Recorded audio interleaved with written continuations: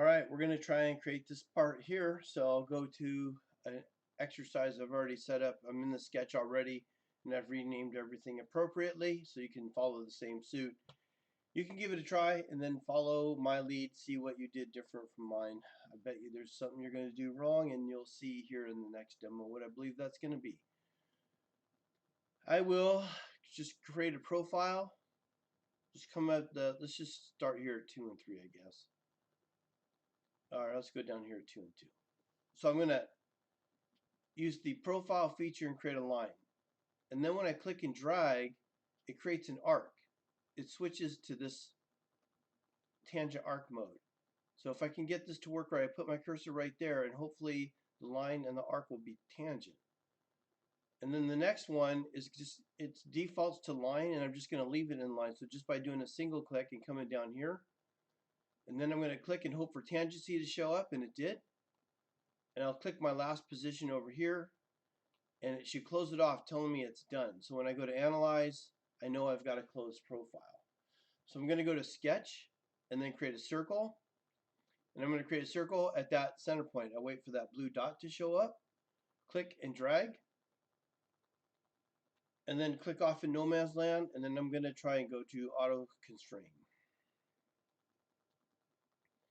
I'm going to reference this line here and this line here and stack dimension this. I won't move anything because it's not yet fully constrained. So I'm going to go back to sketch and grab this line. I got to turn off that under constraint thing. Grab this line and use the control button to grab this line. And then I'm going to use the dialog box, the second one on there. And we're going to hit fix and turn these off. Analyze this and it tells me it's fully constrained. However, it didn't do it right. When I grab this dimension here, what it did is it dimensions to the tangency. So anytime you got a concentric hole, for whatever reason, it doesn't work right.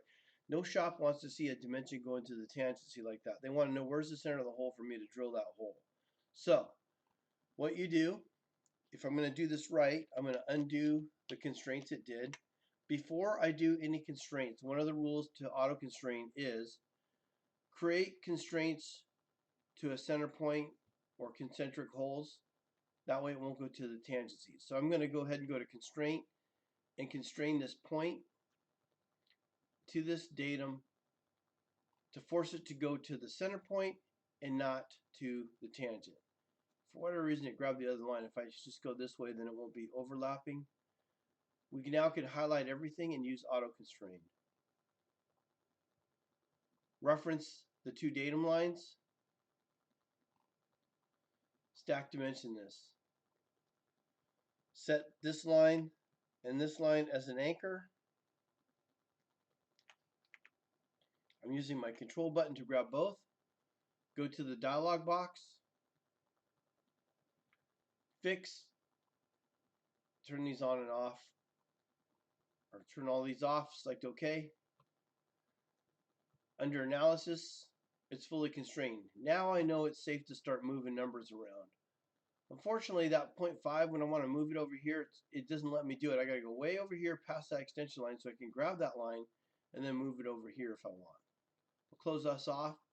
I'm going to double click on this and change this to a diameter because we use diameter callouts for holes. This radius, I can drag it up and drag it out a little bit. And that is how that part is done correctly. You must dimension to the center of the hole, not to the tangency.